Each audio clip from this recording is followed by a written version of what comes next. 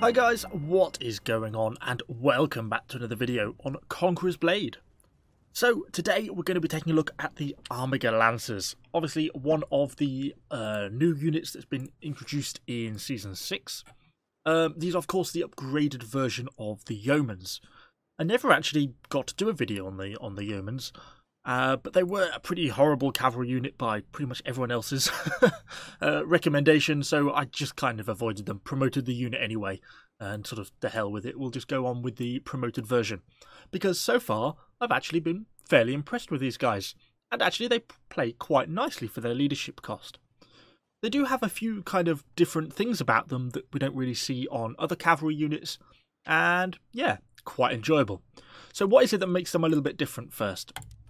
So it's mostly about their unit orders. So they have a cover commander, and they're kind of the only unit to do this other than perhaps the cataphracts being the kind of only other example. Initially I thought I was really going to quite like the cover commander. I thought, you know, it might keep the unit tight. You know, cavalry traditionally has a tendency to be very sort of, has quite poor pathfinding. If you double tap C and run with a cavalry unit, they walk into pretty much every box, wall, obstacle, tree, you know, anything you can think of, they'll pretty much run into it. And so I thought, aha, this cover commander will keep them in a, you know, a nice tight block close to you as a hero, like a spear sergeant unit, and that'll be brilliant. Doesn't really work like that. They still run into every tree, wall, box, etc. And yeah, so for me, the cover commander has kind of been a bit of a disappointment. But both their charge and their gallop haven't been. So charge obviously acts a bit like a normal cavalry charge, is fairly high damage, all things considered, considering this is a 4-star cavalry unit. It hits pretty decently, you know, will easily flatten a unit of men-at-arms or paladins without any issues, and it will wipe the whole unit. So it's a good charge, it's a high damaging charge. And that sort of thing is important because, you know, if it doesn't, then it starts to really lose its effectiveness as a cavalry unit.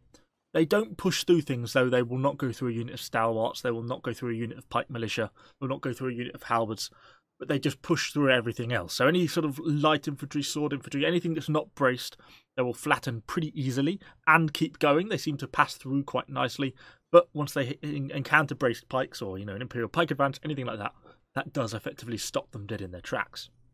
So then the final thing they get is a gallop. So I kind of find that the gallop works in two ways, or has two possible uses. Firstly, you could use it as basically a second charge. If you're got the unit moving as a collective in one direction, and you press gallop, they basically all gallop in the movement direction that they are currently going, if that makes sense. So if they're all running down a narrow street, and they're running forwards and you press gallop, they'll basically shoot forwards at a high speed.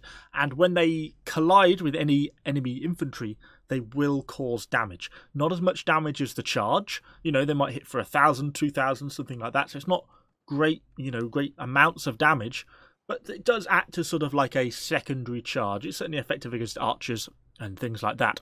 Or the other option is to use it basically as an escape mechanic. If you charge through an enemy unit and maybe your charge stops kind of midway through a unit of condottieri, something like that, and you want to be able to get out, try and keep as much of the unit alive as possible, then you can just activate the gallop and basically the unit just splits in every direction possible and just tries to get out of the fighting as quickly as possible. It runs for sort of 3 or 4 seconds, then the cover commander will activate and the unit will end up coming back to you. So, yeah, kind of an interesting. The gallop can be quite a nice little sort of escape tool, which is kind of cool. They also get a few interesting little unit traits. They get this unit recovery, like a ticking health recovery. It's a little bit like your own hero's health recovery. You know, if you don't heal but you just stand around, very slowly you gain health back. You have this like undying service. But realistically, on a unit like this, I don't find it tremendously helpful. They have a good amount of hit points, 11,500, which is perhaps why they survive not too badly. But in terms of defensive stats, they're really quite low. And, you know, if they get them out of place or they get caught by an enemy unit, they're just going to die quite quickly. They move quickly, so they're quite easy to get back to a supply point. It's not that it's a bad thing. I mean, it's only a positive, but it's not something really to shout about all that much. And on the bottom veterancy line, you can basically double this up to 0.5%. Personally, I just don't think it's worth it. The amount of damage they will take when they start getting hit in close combat far exceeds the amount of any sort of passive recovery they'll get. And realistically, it's easier just to send them to a supply point, in my opinion. Which is kind of why I've gone along the top line. Mostly for this 15% normal attack increase, because they do a lot of damage as they just sort of pass through enemy units. So a little bit like monastics or keshigs in that sense. They also get this 24% charge damage increase. That's really important, I think, for this unit to really make them nice. And they get a double strike, effectively. And you still get a chunk of the bottom line anyway. And all you're missing out on is, what, a little bit of movement speed and range damage reduction, and this passive health increase, which I don't think is really worth it. They do get a wedge formation, which is kind of nice. Makes them a pretty usable unit, pretty easy to use unit in that sense. Doctrine-wise, I've thrown a few things on. The movement speed, I'm not sure that's really necessary. 6% isn't very much anyway. I mean, it makes them a bit faster, so I suppose certainly not negative. Probably not the most important doctrine. One of the ones you'll get from the unit challenges, increase normal attack damage by 5%. 5% across the board damage increase, I think, is well worth having. These units use their normal attack quite a lot, so I think it's quite an important one. I've then just gone piercing AP, piercing damage for that extra charge hit with their lance charge. And then I just throw on a piercing defense to try and just give them at least an attempt at being slightly more tanky. But you're not going to make a tremendous amount of difference given their piercing defense is still very, very low. I haven't put on the reduced gallop cooldown. Arguably you could. It's like a 35-second cooldown currently, so it would go from like 35 to 31. I just wasn't convinced it really was worth it. It's really adding a lot to the unit. I've never really felt that I've been restrained by my gallop cooldown, so for me I haven't gone for it, but maybe other people will find this one more useful. Anyway, I think I've probably talked more than enough about them. Obviously it's worth saying I guess they use barbs as the horse and they use just yeoman kits because they are a promoted unit. But yeah, let's hop into some battles with them then, see what we can do, see how we actually get on with these guys in combat. I would have liked a little bit more time to be able to have some more games with them. I think they've really actually got a lot of potential once you sort of get the hang of them.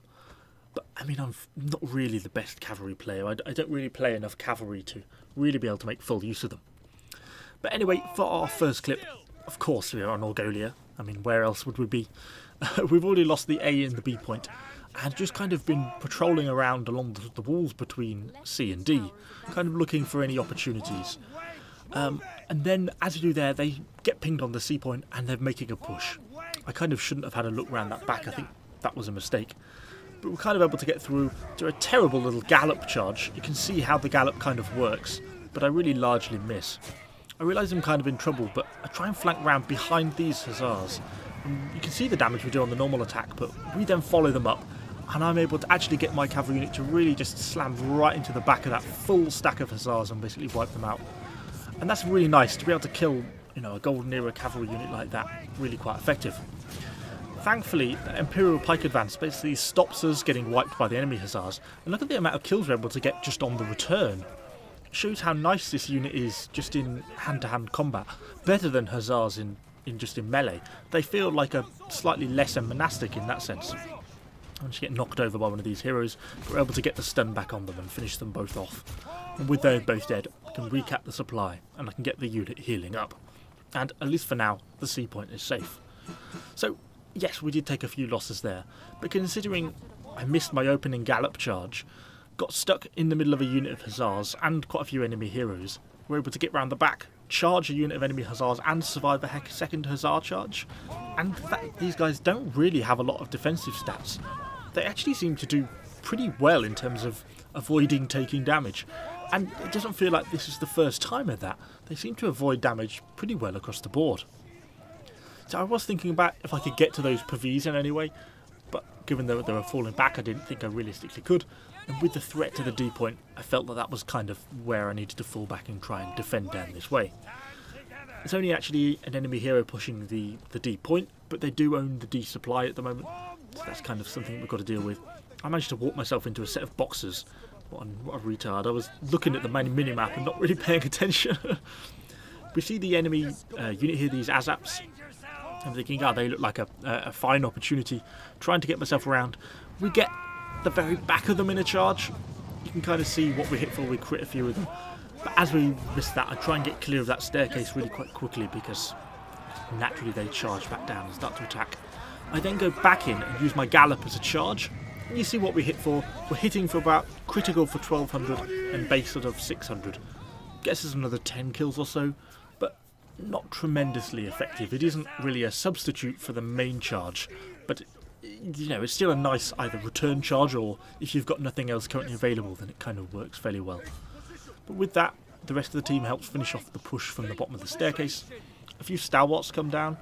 Obviously I'm still now on cooldown, and that's just something that seems to be fairly common. I'm often getting stuck on the charge cooldown, but I can still, because there's only a few of them, I can just come around the back and use my gallop to charge, act as like a bit of a charge and go through them, as a lot of them were retreating anyway.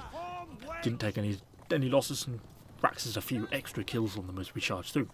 And that kind of demonstrates how that gallop actually works.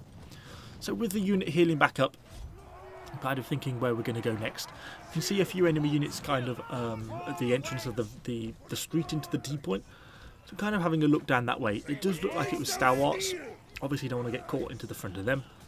And then kind of as we pull our way down, we see the enemy mole hero. And the unit is pretty effective at killing enemy heroes like that when you can get them to cluster on top of him. Like monastics, they just sort of stab fairly effectively with their lancers. And because they have a fairly long reach, they hit pretty nicely. We end up getting a charge just through the back of these hussars. Don't really get any kills. We didn't hit very nicely, unfortunately. And this is where things start to go wrong. Huge chunk of enemies charges off the point here. So I'm just trying to get the unit through. I gallop through, hit the back of some of these pike militia, which is quite nice. And since I thought I'm going to die here, let's try and get in and save these PVs. And actually we're able to get quite a chunk of damage against the back of this unit of pike militia. And really finished off pretty much the bulk of the unit, which is not bad all things considered. The unit still sort of runs around like maniacs, slightly annoying people for a while until they actually obviously hit their 10-second timer and retreat. So for the second clip, we are moving over to Castle, trying to push the C point. Obviously A and B have already been captured. I'm kind of thinking about trying to get to the supply point at the top. That's what I'm thinking about. With it, our friendly team kind of pushes up a little bit. I'm thinking about calling the unit up and start to call the unit up to the top of the stairs to see what I can think about charging through. I know we've got these javelins here on the left. I don't really get a particularly good charge off. We clip the edge of them a little bit, clip the edge of some of those spear sergeants, get a little bit of damage in, you know, get us 10 or so kills, and then unfortunately get clipped at the back by this maul, which is a real pain, as we then push on to the supply point to heal up. End up getting chased by this poleaxe, which is kind of unexpected. I thought he was going to run at me, so I tried to interrupt, but he stopped to swing as well, which kind of threw me. But dual blades there got him knocked down, and obviously I can just walk round behind. A critical hit with a flying reaper will about take sort of a third of his health off, so that obviously kills him in one. With the unit healed up, I'm then basically stuck again on the charge cooldown. There's a real nice cluster of enemies there, and at least from this angle, it doesn't look like there's a lot there in terms of pikes. So I'm thinking this could be a good opportunity. We've still got a 14 stack of horses. You know, we're still quite a potent unit. We could still get a really good charge off here. So as the unit starts to come off its charge cooldown, I'm starting to move into position because there's still quite a lot of stuff here, and obviously we need to capture the C point. I basically get the unit into position, angle where I want them to go. Obviously I don't want to hit the stairs, but I want to try and sort of clear to get as clean a charge as possible. As the unit comes around the corner, get the charge on. It clears through quite nicely, flattens enemy hero on the other side, and I pull the unit back through, activate the gallop, and of course they charge basically back towards me. And it's sort of an easy 30-40 kills as we do that, and then we get to just basically push through remaining enemy units, flatten an enemy hero on the way out, and get back out and get back to the supply point to heal up. And we only lost, what, 2 units?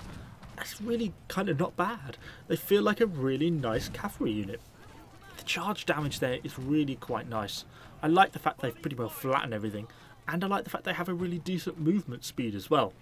And they seem to be able to get out of trouble more effectively than the stats would suggest.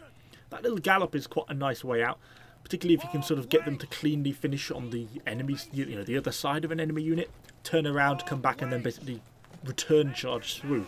Makes them feel like a bit like a Keshi, except that I guess it's just not automatic. So with the C point captured, the team's already pushing hard to the enemy base point, and obviously I want to get in and get into the action. So as we come up to try and get around this ballista, I know there's some Imperial Pike Guard there. I'm just hoping that their advance is already finished. I get myself lined up and just get off the charge. We flattened a bit of stuff on the charge. I think that caltrops is what actually really did for us, because we lost a lot of our unit speed. A few of the units managed to get through and harass some of the enemy archers at the back. You can see they still get the occasional kill, just sort of stabbing some of the enemy archers, but realistically I think it was that caltrop that sort of really did it for us. And that sort of about sums up my opinion on these guys so far. For only 230 leadership, I actually feel like a really decent cavalry unit. They're quite fun to play, quite fast, quite a decent charge, but do get stopped by most things, so, you know, don't expect to be like a unit of winged hussars charging through stalwarts and stuff like that. But anyway, hopefully you've enjoyed the video. If you have, let me know what you think in the comments down below. And of course, subscribe to the channel for lots more Conqueror's Blade content.